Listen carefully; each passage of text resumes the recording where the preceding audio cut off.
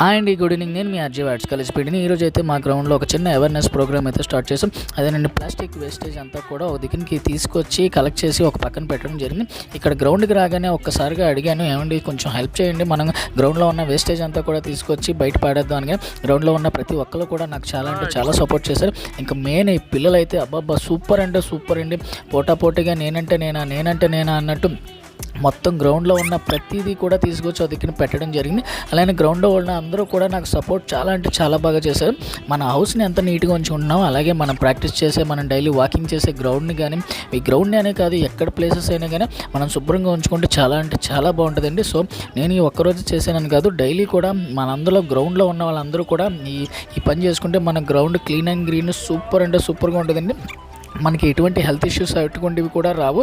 So మన గ్రౌండ్ని ఎంత బాగా మెయింటైన్ చేసుకుంటే మన హెల్త్ కూడా అంత బాగా మెయింటైన్ అవుతుందని నేనైతే అనుకుంటున్నాను. సో నాకు కొంచెం హెల్ప్ చేయండి.